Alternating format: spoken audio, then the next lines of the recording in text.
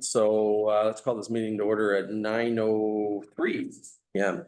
Kind of a motion to approve the agenda as circulated. Okay, Deb? You have to second it. Perfect. Any opposition? None. Okay, passed. Adoption of the minutes, recommendation that we adopt the minutes for the Planning and Development Committee, January 15th. Can I have a mover? So Bushel and Deb, perfect. Any opposition? No, perfect, so passed. Okay. All right, and go to new business.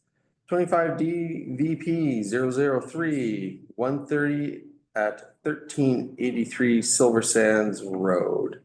Who's gonna take this one? Okay, over to you, Jim. Thank you. Good morning, everyone, and through the chair. We have one application asking for the development variance permit, and the property is addressed at 130 1383 Silver Sands Road. So this is the map, and this is the property, orange outline. And then here for the reference, there is a vicinity. It's within Silver Sands RV park or mobile home park. Just quickly go over with the general OCPN and zoning related designations. The subject property has a land use designation of a residential waterfront medium density. And then it is within the development permit area with multifamily development permit area. These are two fairly common schedules that I generally talks about, as it's applicable to quite a number of the parcels located within this community is subjected to. One is in regards to the floodplain. So pretty much entire vicinity within that mobile home park or RV park is in an area deemed as a floodplain. The other aspect that I would like to also mention is the subject area and its vicinity is within 2-kilometer buffer area in context to the wildfire interface area. Moving on to zoning. The subject area, including all the neighboring strata parcels, are zoned RVP-1, Recreational Vehicle Park 1, which is specific for Silver Sands. Moving on to the proposal. So this application is being submitted in conjunction with the building permit application. What the proponent is inquiring to is there is an existing park model on the subject property, and then they would like to build an accessory structure which would feature a washroom, pantry, and then laundry area. So this is the layout of the proposed accessory structure. So we see that there is a washroom and a space for the laundry, and it is internally connected to the barn door, and then there's a walkthrough. There are two discussion points that I'd like to share, and these are directly derived from our zoning bylaw. So the first aspect that I would like to note is I will just read it out. No accessory building or structure or storage building shall be used for sleeping or habitation purposes at any time except under this zone. The other aspect is from the general definition section of our bylaw, where it says park model trailer means a recreational vehicle recreational unit that conforms to a CAN CSA Z241 series of standards for park model trailers at the time of the manufacture, with a width greater than 2.6 meters in transit mode and a maximum interior area of 50 square meters when in the setup mode. So the reason why I'm mentioning that maximum interior area being 50 square meters per the definition section of our bylaw is the proposed accessory structure area is technically structurally detached to the existing park model. So there will be a pinch gap. So it's structurally independent, but it serves as a architectural programmically, it's a spatial addition, as if it's a spatial addition to the existing park model. So considering that aspect, the current park model footprint is at 528 square feet, which is just slightly under what is required for the maximum interior habitable space area. But when we consider to provide a variance to allow this scope of the accessory structure to be attached on, adding washrooms and laundry and pantry, that we're going to introduce additional 192 square feet, which would mean that it will be 192 square feet. So we will going to exceed the 50 square meter interior space limit defined per the definition of our bylaw. So this is the area where the addition will go. And it's open for the discussion. Okay, committee, questions, how do you feel about it? Councillor Bushel. I was gonna ask, last time we spent some time over there, Nicole. We're talking with the Strata group, the Strata owners, and they were gonna come up with a system for when everybody made application to it for additions and everything. So has this gone through their committee first and then come to us, or has this been a?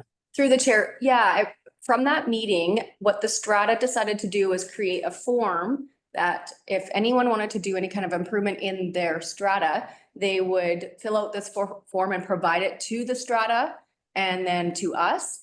And because what the Strata said at that time was that they're pretty much okay with whatever the owners are proposing, as long as they connect with us and ensure that it aligns with our bylaws. Okay. So that process is what we've established with the Strata and followed through with this one. Okay, so we have received a copy of that for the file, have we? I haven't.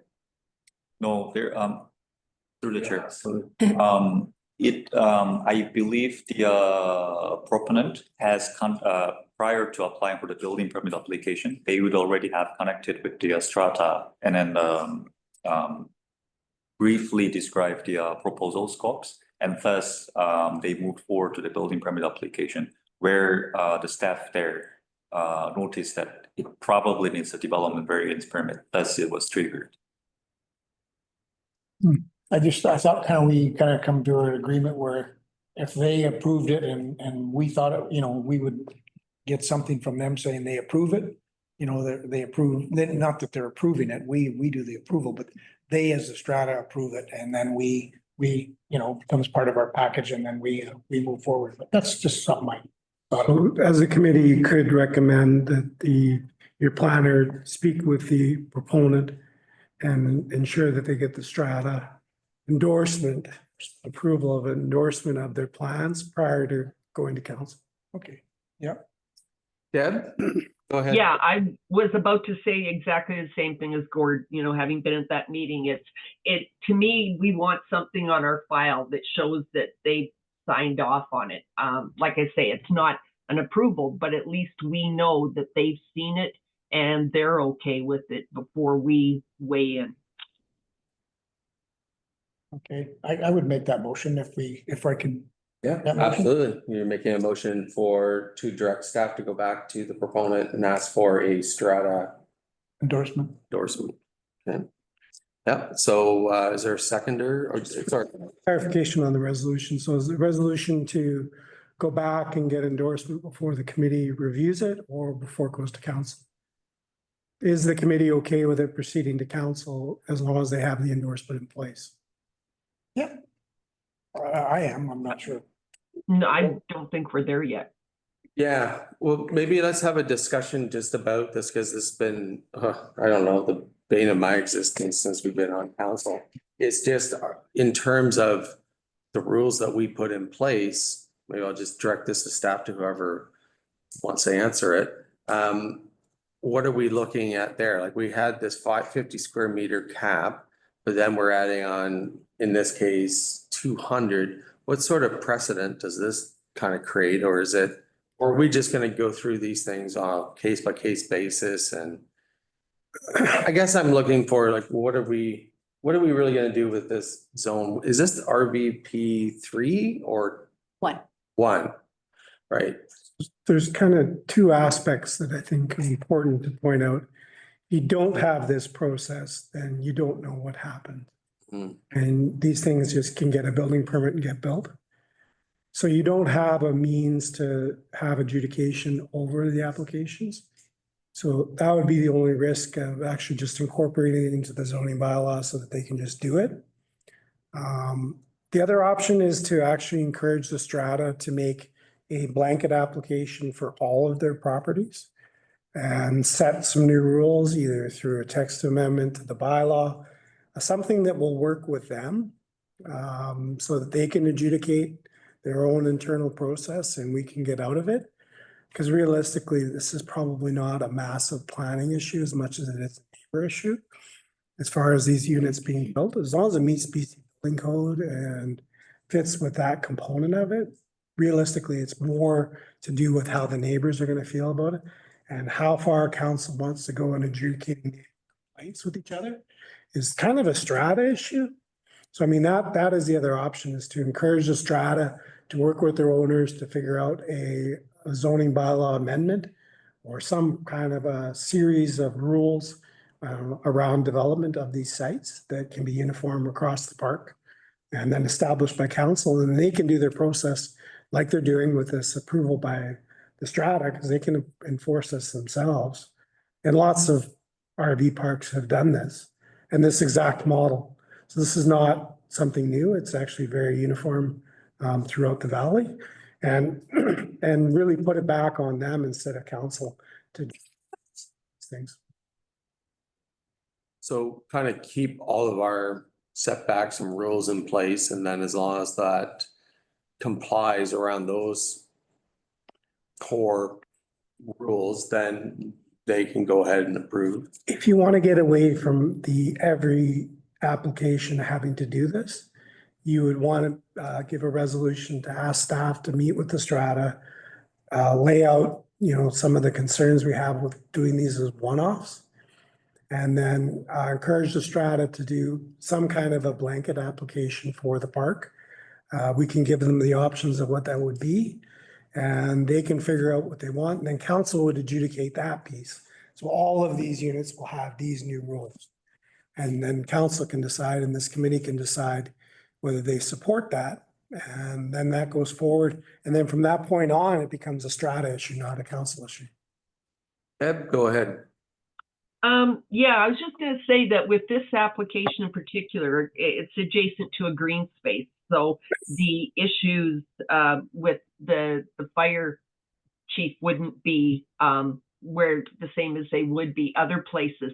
But again, you kind of get worried about setting precedents that they're going to apply to an area or to a situation where it is an issue. Yeah. Again, we can communicate that to the strata if that's the approach. I'm just kind of. So under a building permit application, they would have to meet spatial separation requirements of the building code. So we don't actually have to create a rule within the zoning to ensure that. That is done automatically through building permit process. We should have some level of setback for planning purposes, but spatial separation between buildings is a bit unique in that you can address that with the number of openings and how you build that piece to make those separations work. So it doesn't necessarily mean that it has to be a certain distance as much as it has to be built a certain way.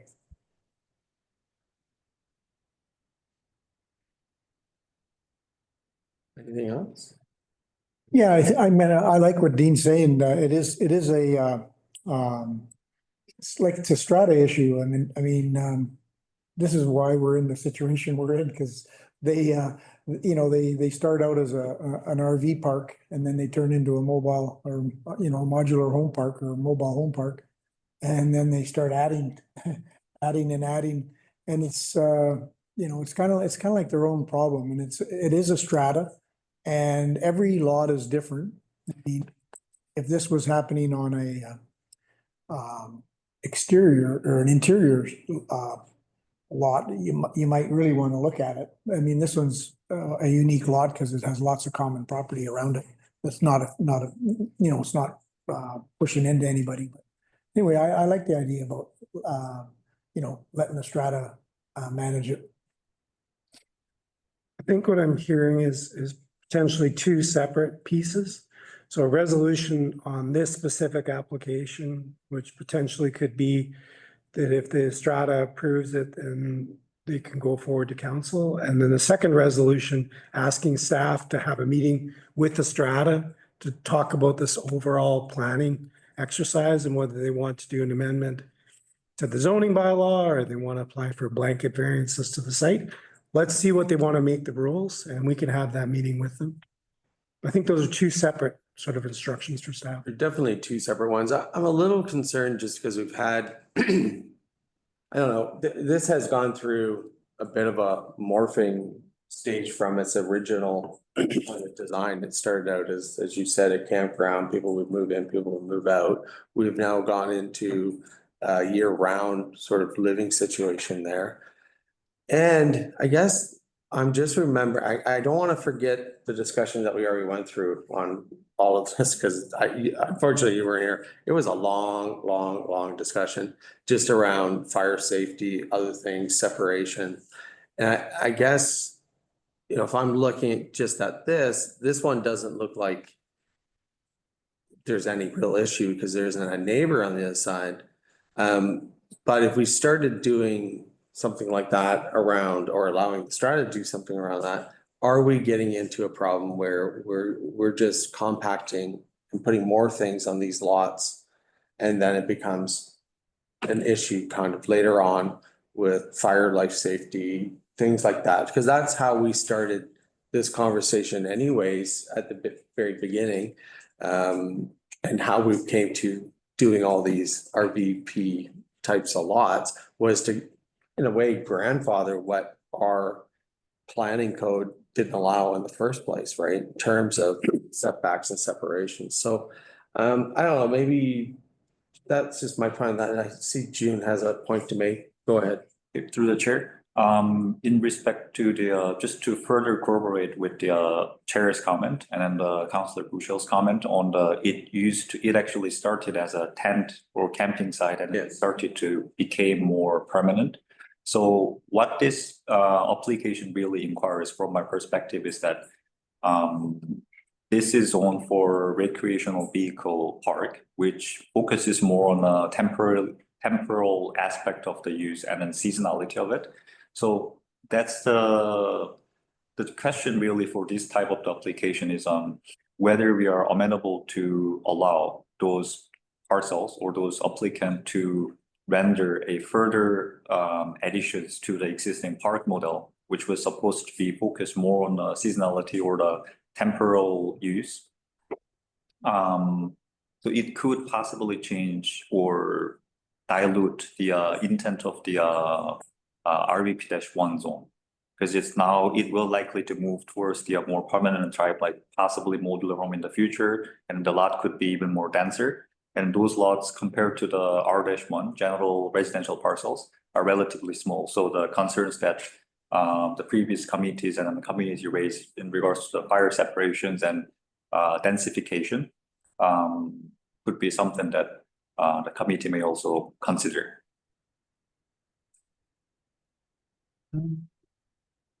So how do we want to proceed? I think there's a few different issues here layered into this issue. One is the proposal to build onto this lot. I think the secondary piece of it is, are we prepared to allow, or the committee prepared to recommendation more density on a lot? Currently have it capped at 50 square meters of, I think that was enclosed space, right? Like we would allow decks, things like that. But when it comes to actually enclosed interior space, that the 50 square meter was there. But we would allow, I believe in the zone, bunkie or deck space, like sheds, things like that. But this is more, my understanding is this is a living area, a washroom and a laundry, correct? It's not a sunroom or a deck. No, Sorry. so it's fully enclosed for, yeah.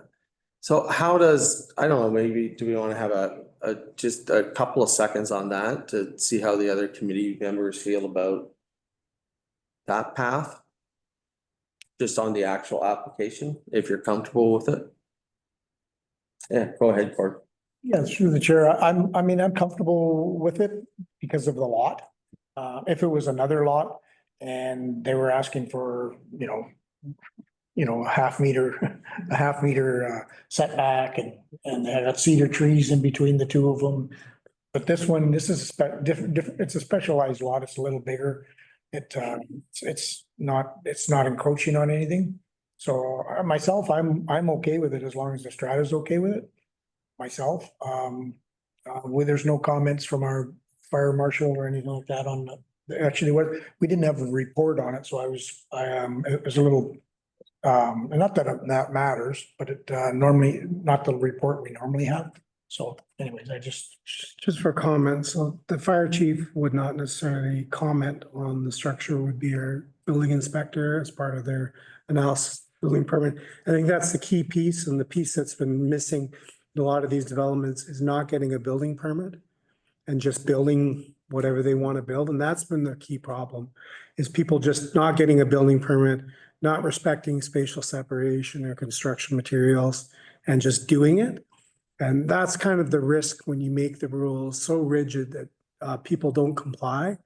And the strata just begins to ignore BC building code, and it can become the wild, wild west. So we want to avoid that. So the key part is not so much getting comment from the fire chief as ensuring they get a building permit. And our building inspectors will review that in the context of building code and ensure that there's adequate spatial separation and other pieces to ensure it's safe. As far as the evolution of these properties, there's dozens of these in the area. There's dozens of these in the valley. The evolution was they started as RV trailers. And at the time, people were pulling a lot of fifth wheels, and that was kind of the prominent method. Was people were bringing fifth wheels in. They would want a place they could park the fifth wheel. It was guaranteed campsites. They would buy these places, pay $30,000-$40,000 to have a lot and park their fifth wheel. Then over time, it moved to, and actually the shift was park models. So as soon as you went to the investment of a park model, so putting 150 at the time, 150,000 into a park model, it became permanent. It wasn't about pulling trailers in and trying out. So kind of the toothpaste escaped the tube in the 90s when we shifted from trailers to park models, and no council in the valley, it's not just here, nobody in the valley, and I'm not sure if anybody in BC actually kept track of this piece. So we allowed the evolution to park models. And as soon as we did, the value of these lots went from $20,000, $30,000, $40,000 to $300,000. So now you've got something that suddenly everybody's paying attention to. People are trying to figure out how to get mortgages for. So what was just a campground became a true property. In some cases, the value of a single family property, like these are big values. So the investment became higher, and as the investment became higher, the expectations of the owners became higher. I wouldn't be surprised I would be very surprised if you find any of these units occupied all year round, but that doesn't matter. The expectation to arrive, open your door and have a fully functional house, the same as you have wherever you're coming from, Calgary or whatever, as you have there, the expectation is there. The flip side of that for us, which is interesting, these people are investing a lot of money into properties that didn't have a lot of value, and now they have a lot of value. So from a taxation purposes, we're actually building our tax base by allowing these people to do this. So investing in these properties as a municipality or a jurisdiction is not a bad thing for our tax base, as long as we can live with what's happening from a planning perspective. And realistically, most of the planning issues are related to the strata themselves and how much we want to police how a strata functions. A lot of these stratas be very happy for the district to be the police because they don't want to have to deal with their neighbor. Oh, you know what? Go talk to the district. Like, we don't want to be their police force. The strata should be policing their own problems. Having us do it for them is an easy out for most of these strata owners. When they come from Calgary, they don't want to sit at a strata meeting and adjudicate whether someone gets to build a shed or not. They want the district to do it for them, and they can stay in Calgary. When they come, they just want a vacation. So we don't want to get sucked into being their adjudicator for everything. We've been part of that movie. Oh, yeah. Deb, you're up. Sorry, did you say me? Yep, absolutely. Go ahead. Yeah, so I've already had a note to this before Dean started talking about it, but on the whole idea of permanence and tax value and tax assessment, I haven't looked at this since January, since the latest tax roll came in. But one thing I noticed, I did a kind of a little audit last year when we were in the midst of reviewing a lot of this, that I agree with Dean that when you start putting park models on, it's permanent. And I know that we've had this discussion a bit about Todd's new development and that. What I noticed in Silver Sands is not all park models are assessed. Right. Some of them are still considered to be similar to an RV. So in terms of really seeing the relative tax value here, some of the park models have land and building assessments, but some of them, a lot of them don't. And you know, so we're getting these applications to add, you know, permanent structures to the site and everything else, but we're still seeing a zero tax value on those park models. And if we're going to be looking at these sorts of developments and approving them, personally, I would like to make sure, I know we were talking about citing permits and such that would allow for the assessment of these, but I think Silver Sands is kind of overdue for a review of their tax assessment. And I know that's not us, but in terms of our decision making around whether these are actually adding value, these sorts of developments, I guess I would like a little bit more certainty that they're actually being assessed so that our understanding of it is correct. That's a good point, Deb. So how does the committee want to deal with this? Do we want to, it seems like everybody seems relatively comfortable with this iteration of, well, maybe, let's just say somewhat, maybe, possibly. So do we want to kind of split this up and deal with what's in front of us now? Or do we want to kind of have this come back to after they get a strata approval and deal with this again, some of these other issues? How does, go ahead, Gord. Through the chair, yeah, myself, I'm okay with it as long as like the agreement we had with him is if the strata approves it, and it meets, you know, the code and everything, and Tyson's good with everything. I'm okay with it going straight to council. I'm okay with that. Deb, how do you feel about that? Based, you know, like on Dean's comments, you know, like I'm good with them policing themselves to the extent that they actually are getting building permits and observing building code as far as fire separation and everything else. I guess I'd like to know that they're actually doing it, but you know, or that, but yeah, other than that, I'm good for it going straight to council. Okay, so why don't we go back to the original motion was that the committee approved the application based on them getting strata council approval. Is that your motion? Yeah, that was my motion. Okay. I think it's, just if I may, Yeah. subject to them obtaining endorsement from the strata council for the application. Yeah. Yeah, okay. Yeah, okay. All right, and Deb, are you seconding that? Okay. All in favor of that? Okay, and that's passed. So maybe switching back to the other piece, some of the issues that Dean has brought up. I mean, I think they're good points. I think it's something to look at because we've been involved in this quite intently and and you know it was quite intense actually in terms of the negotiation back and forth for us to even get to this part, you know, but should we be, and I guess I throw this up to everybody, should we be opening up this can of worms again and going back to the strata and starting to talk about this? Or should we just really leave it the way it is? But, yeah, go ahead, Dean. Just really quickly, I think what we're gonna find if council were to give that direction to staff is the first question we're gonna put to the strata is what do you want the rules to be? I would expect that process will take at least 6 to 9 months. I can almost guarantee, I don't know a lot of people who live in this area now, but I have over the years. There's not consensus within the park as to how the rules are gonna be. So we don't want to get sucked in the middle of adjudicating their own sort of thing. So let the strata figure out what they want to do and figure out what they want the rules to be, because we don't want to be piggy in the middle with the strata conflict with themselves. That will take some time. And then once we have that list, we can then begin the process of how do we do that and how do we create a proposal and application to bring forward to the committee and then to council. Yeah, Gordon. Yeah, I through the chair, I agree 100%. You know, I mean, we've been down this rabbit hole with both these big stratas. And once you put you approve a development, it goes ahead and sells out and it kind of morphs as it goes along. But once you put a gate on that place, it's kind of like it's their baby.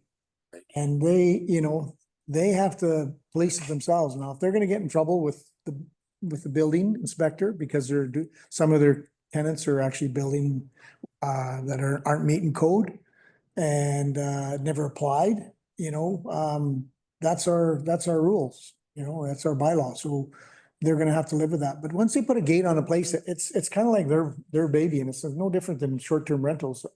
They want to do short-term rentals, but they might want us to, kind of police it.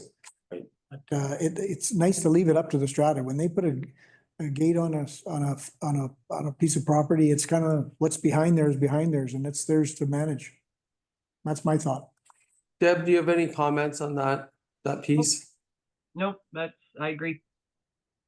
Yes. One thing to help with Deb's comment there, part of the problem with assessment is not getting building permits. So building permits and the improvements not having a building permit is why a BC assessment's not picking them up.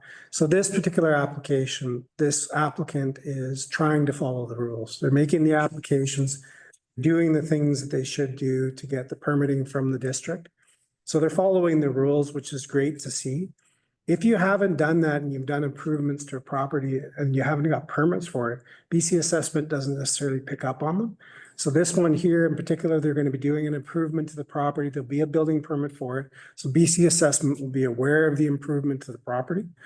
When you do other things like gazebos and tents and improvements, it may improve the space and it may improve the overall value generally, but it's not going to be picked up by BC assessment necessarily. So at some point, BC assessment will do an audit and begin to pick these things up. And at some point, the district will encourage them to make that audit. They do an annual review every July, and a drive-through is maybe not enough. So do we want to do sorry, Deb, is your hand up? Yeah, Yep. it is. I was just going to say one quick comment. In this particular case, his park model does have an assessed value. I checked it before the meeting, so Okay. this isn't one of those. But when I've checked before, there's a lot of them that don't. Yeah. So quite often the ones that don't were not park models. So they're actually the original park models are considered to be a trailer. So the original park models were not built the same way as the newer park models. So you'll actually find them with 2x2 construction, for example. They're really built like travel trailers. The original park models were built like modified travel trailers. You would never want to drive up and down the highway with them because a lot of them are over 30 feet long, but you could.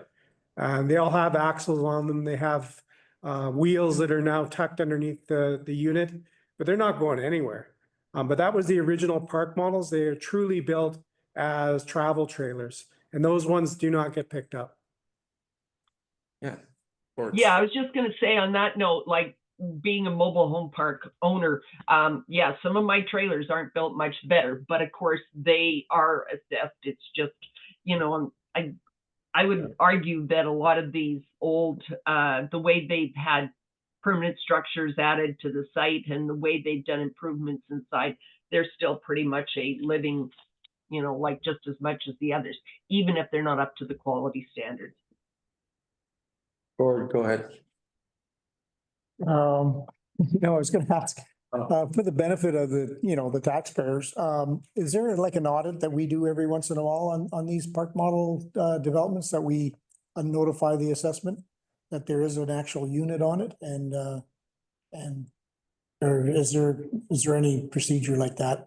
So BC assessment does have an auditing process. It's not consistently done across BC. Some places it's every 10 years. Some places it's every year. I would be surprised if they're in here more than once every few years. And what they're looking at is not necessarily each individual lot as the overall park. Okay. This fortunately is a strata, so you actually have ownership by lot, which is not the way all of these parks were built. So this one fortunately is a little bit more clear. You have lot lines, you got strata, you got like the real rules, but some of them don't have that. And they're a real nightmare for assessment. So this one is actually probably a little bit cleaner for them. So I'd expect that they look at it every year. So going back to your original point, allowing the strata a little bit more latitude around that, how would you suggest that we go about doing that? I don't mean necessarily more latitude, but just more clarity as a strata, what they would like to ask the district to do. So instead of having each lot owner come and tell the district what they'd like to do, the strata as a group come together as to what the park would like to do and have it come as one blanket set of rules. And then the district will enforce those rules accordingly. And the strata will have that certainty that something oddball is not going to come through and no one's paying attention in November after everybody's gone home and then they come back and they're like, how did that happen? Those kinds of scenarios don't happen by the strata having their own rules. And so I think the ask was that you asked potentially for staff to meet with the strata, let them figure out what their rules are and come forward with an application. I personally like that. How do you feel about that, Gord? Yeah, I agree. Deb? Yep. Okay. So would you like a motion to that effect? I think that would be helpful.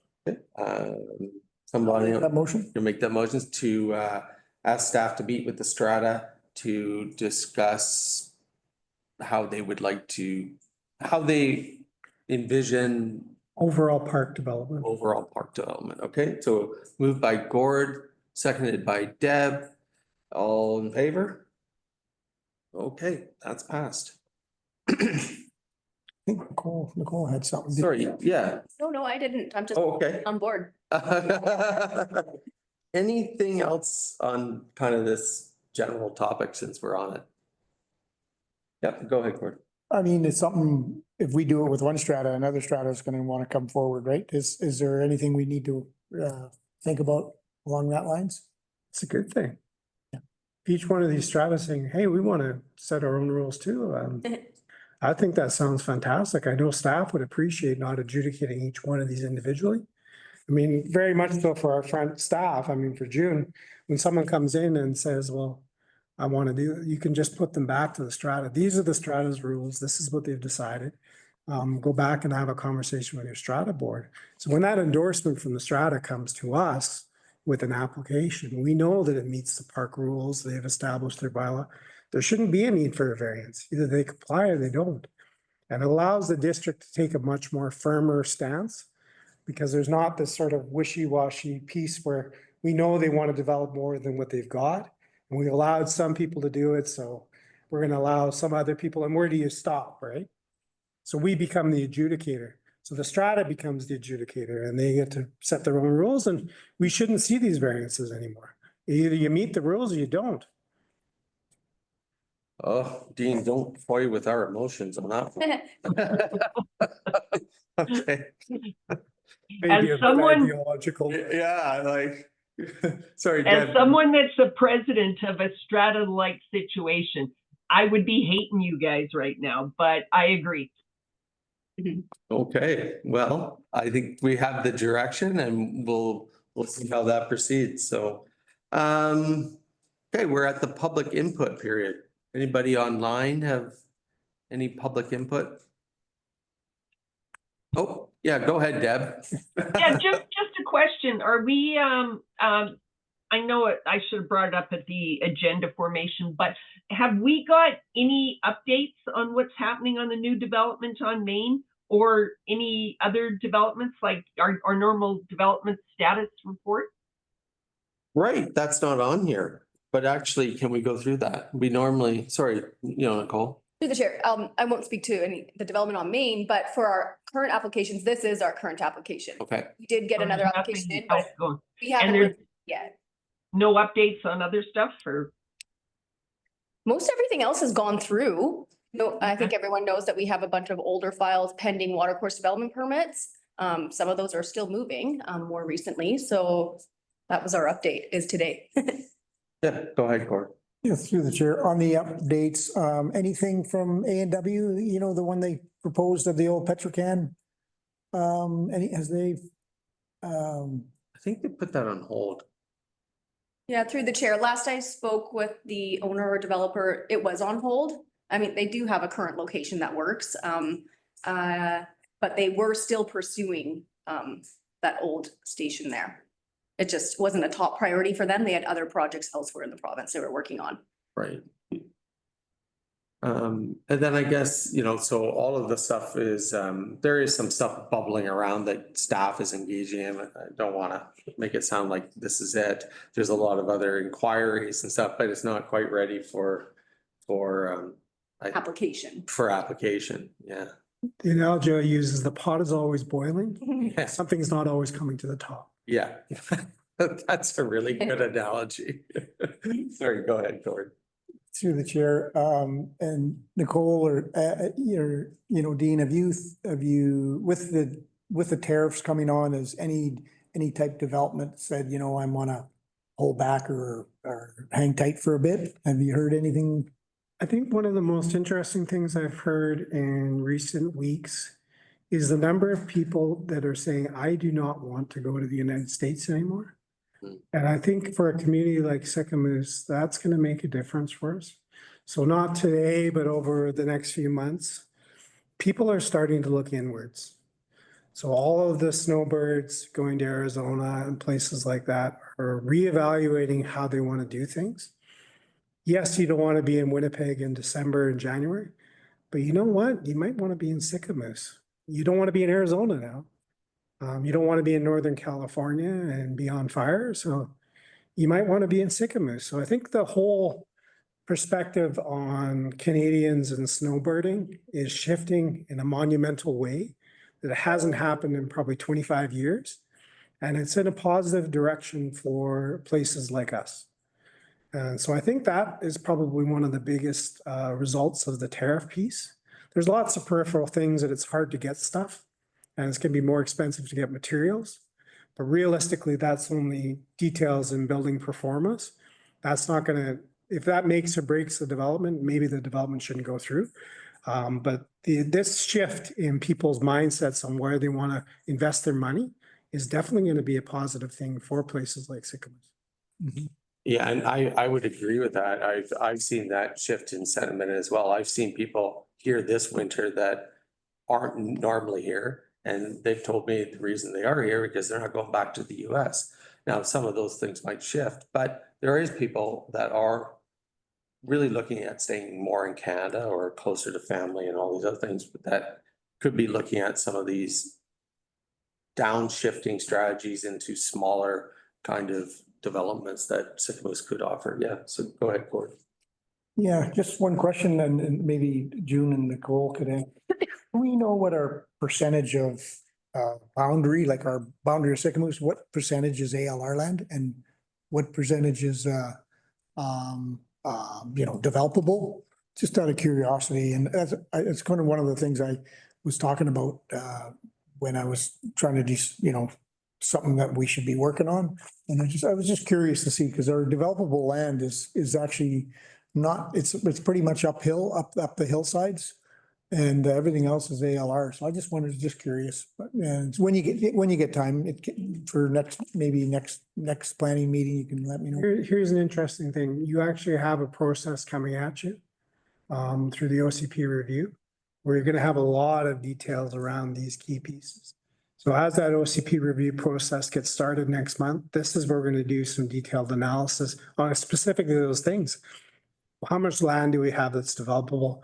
How much unit capacity do we have existing? How much unit capacity are we projecting we're gonna need? How many unit capacity do we want to have for this community? Those are all questions that'll come out through the OCP review. What should happen on our ALR lands? What should we be encouraging there? I would not recommend that any council anywhere in BC currently look at having it come out of the ALR. I don't think that's even palatable right now at a provincial level. But what you can do on ALR land is not fully understood, and I'm certainly seeing, having some conversations with landowners in the ALR that I think they're a bit surprised by what they can do and what the options are and what agritourism pieces are out there and what kind of growing around greenhouses and so forth that would be associated with agritourism and what marketing and sort of pieces you can do beyond that. There's a lot of misunderstandings on what you can do. The view that ALR land is just sterilized and all you can do is run a cow on it is not really the truth as to what the ALC's regulations are now. So I think a broader understanding through the OCP process of what can take place on ALR land is going to be helpful. Deb, you have a. Yeah, just on Dean's comment about the OCP review getting started next month. I hadn't heard any updates on that. Have we decided if we're doing it internally or externally? We got a grant application and monies to do it. So we've done an RFP and we're going to be coming to council soon about awarding that contract. Okay. Yeah, go ahead, Gordon. And just one thing back on the ALR properties. And would we know, and with our ALR map, which ones have ever been farmed and which ones haven't been farmed? Like we got a lot of ALR land that's never been farmed. Just wondered if that goes into the OCP as well. So there is inventory data from the ALC on it. So part of your evaluation of agricultural lands, agricultural farmability, there's criteria for it. As far as the ALC is concerned, they don't care. It can be a forest. Whether it's been farmed or not is become somewhat irrelevant in their perspective as far as the protection of the land base. It could be farmed in the future. It's become obvious that farmland is of high community value provincially. So it's not what it used to be. It used to be able to do inventory data and set a threshold of variability of the land and say, you know what, if it's below this threshold, we want to apply to the LC to have it removed. What killed that in BC is all of the berry fields in Richmond that became condos. And that whole exercise was exchanging land in northern BC at a 10-to-1 ratio of acres. In Fort Nelson and all over northern BC, they take hundreds of acres of land and turn it into hay fields in exchange for berry fields in Richmond. So it was a 10-to-1 ratio. So the LC was sold on this idea, well, now you're getting 10 times as many acres. But you're getting 10 times as many acres of single crop hay fields in Fort St. John and Fort Nelson, exchange for some of those productive agricultural land in the whole province and to build condos. So that program got killed and that's done. So now they've gone kind of the opposite. So the pendulum was way in the wrong direction as far as land exchange. Now they've just said absolutely no land exchange, not even internally within regions, let alone across the province. Interesting. The reason I ask is, we tried to get a piece of property out of the ALR for camping, for a campground, community campground, and basically it's treed and, massive big cottonwoods on it. You could grow rice on it because it floods every once in a while, every year. But no, there was an unequivocally no. But then you look at Kelowna I mean, they're pulling stuff out of the LR all the time and you wonder how can they do it and we can't? There's a whole method to the madness, and I was involved with that process in Kelowna.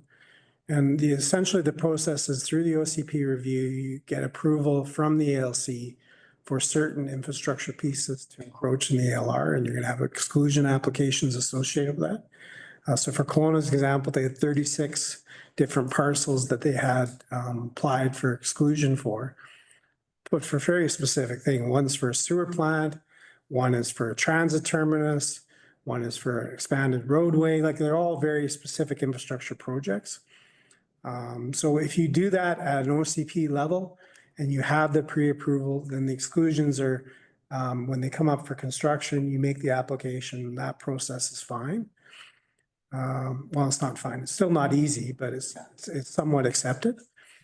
But to come, you're not allowed as an individual property owner to apply. It has to be done by your municipality now. You can't even apply anymore.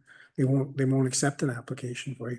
And as a municipality, if it doesn't have support of your OCP, don't even start. Like you'll be shut down faster than your head will spin. Good to know. Okay, technically, we're in public input period, so. But that was a really good discussion. I talk too much. No. I just want to make sure there's nobody online. Is there anybody online other than Deb? One person, okay. All right, so seeing no public input period, let's go to adjournment at, do we have a motion to adjourn at 9:54 AM? Gord, seconded by Deb. All in favor? Boom, okay, we are adjourned. Thanks.